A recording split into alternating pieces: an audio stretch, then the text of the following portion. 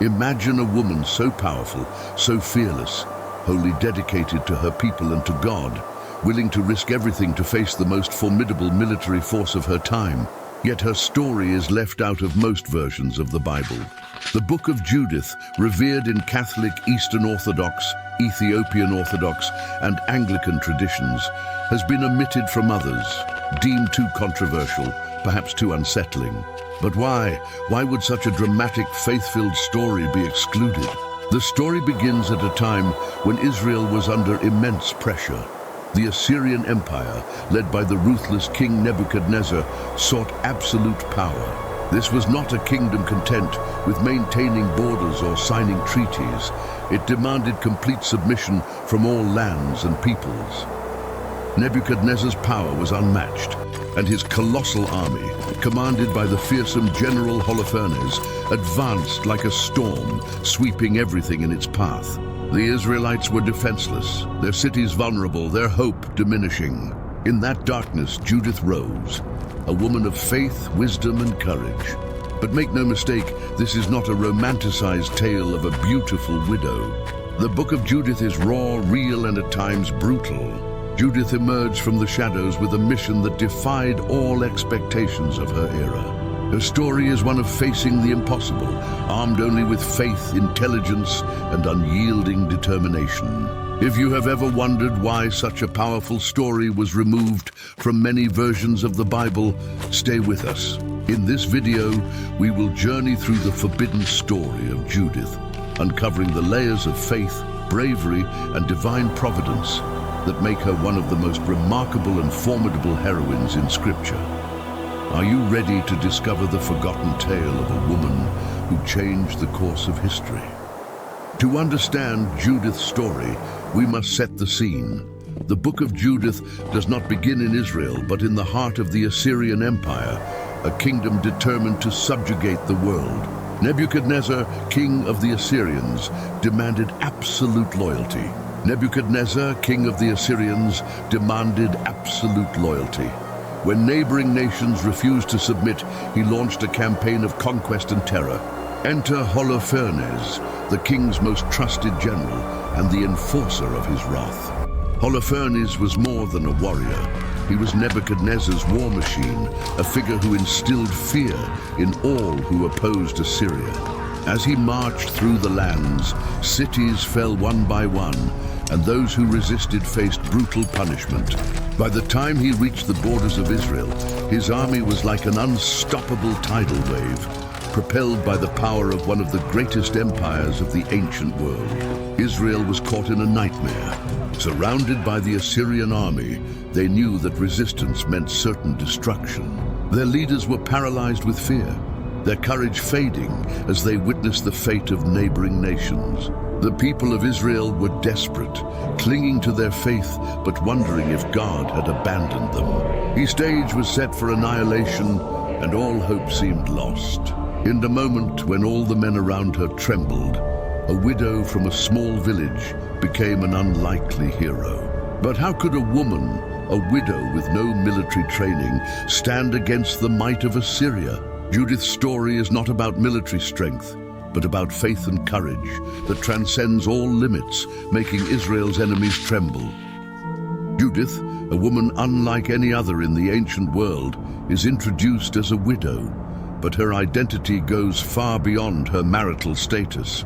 She was a woman of striking beauty, profound wisdom, and unwavering faith. Her name, meaning Jewish or praised, foreshadows her role as a heroine for her people and a defender of Israel's honor. But Judith's power did not come from physical strength or wealth. It came from faith and courage. In a world where men like Holofernes wielded power through brute force, Judith lived in Bethulia, a small town on the brink of the Assyrian invasion. While the elders of her town were paralyzed with fear, unsure of their next move, Judith's response was unimaginable. She fasted, prayed, and dressed in sackcloth, humbling herself before God. She sought his guidance, not just for herself, but for all of Israel. This is where her story truly begins, in solitude, in prayer, and in surrender to a God she knew was capable of deliverance. But Judith was not just devout, she was acutely aware of her people's despair. When the elders of Bethulia began to lose faith, suggesting that perhaps God had forsaken them, Judith's indignation flared. In Judith 8:2, she confronted them boldly, questioning their lack of trust in God. Who are you to test God today, to put yourselves in the place of the Lord? Her words pierced through their fear, reminding them that God's power was not confined by human expectations. In a world where women were rarely seen as leaders, let alone warriors, Judith stepped forward with a strength that came not from societal authority, but from an unshakable conviction. She reminded the leaders of Bethulia that God had delivered Israel countless times and would do so again if they believed. Judith's faith was her greatest weapon, and she wielded it with absolute confidence. Her message was clear. Their hope did not lie in the strength of arms, but in complete surrender to God's will. But Judith was about to do more than talk. She had a plan, one that required unimaginable bravery and a willingness to risk everything. It was a plan that would bring her face to face with the brutal Holofernes, placing her life on the line in the most perilous way imaginable. As the Assyrian army drew closer, Judith revealed a plan so bold and dangerous that it shocked the leaders of Bethulia. This was not a call to arms or a plea for negotiation. Judith decided she would go alone into the enemy camp and confront General Holofernes. It was a mission fraught with danger, but Judith's faith was unwavering. She believed God had placed this mission on her heart and that he would deliver Israel by her hand. Judith prepared meticulously, understanding that her survival and Israel's victory depended on both her faith and cunning. She discarded her widow's garb, removing the sackcloth and ashes. Instead, she dressed in fine garments, anointed her skin with fragrant oils, adorned herself with jewelry, and styled her hair with great care. The people of Bethulia watched in awe, uncertain and fearful. Some wondered if Judith was sacrificing herself, walking straight into the lion's den. But Judith knew what she was doing. Her transformation was not just physical, it was spiritual preparation. Under the cover of night, Judith and her maid slipped out of the city gates and approached the enemy lines. When the Assyrian guards saw her, they were mesmerized by her beauty and let her pass, astonished by the audacity of an unarmed woman walking into their camp. She told them she had fled Bethulia and sought an audience with Holofernes, claiming she could provide him with crucial intelligence to conquer the city. Word reached Holofernes quickly, and the mighty general, driven by curiosity and arrogance, summoned her to his tent. Here, Judith began a delicate dance of faith and deception. She spoke to Holofernes with humility, presenting herself as a humble widow offering her service. She wove a web of half-truths and ambiguous promises, luring Holofernes into a false sense of security. Judith's words were laced with charm and wit, appealing to his ego and reinforcing his belief in his invincibility. Holofernes, captivated by her beauty and words, was completely taken in. He believed that this alluring stranger was the key to his conquest, that she had come to deliver Israel into his hands. But Judith remained resolute in her purpose. She knew she was on a mission of life and death, and her resolve was clear. While Holofernes saw only a beautiful, submissive woman, Judith was a lioness in disguise, ready to strike at the perfect moment. The tension was almost unbearable. Judith stood alone in the heart of the enemy camp, face to face with Holofernes, the ruthless general who had brought terror to countless lands. But Judith's heart was steady, her spirit unwavering. She knew that this night would decide the fate of Israel. Holofernes, oblivious to Judith's true intentions, invited her to a lavish feast.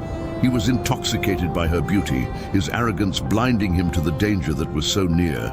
Judith accepted his invitation, her composure concealing the fierce determination that had driven her this far. She played the role of a humble, devoted servant, appealing to Holofernes' sense of power and self-importance. The banquet unfolded as Judith waited patiently for the moment she knew would come. Holofernes drank heavily, becoming increasingly drunk and careless. He reveled in his impending victory, his confidence swelling with each sip.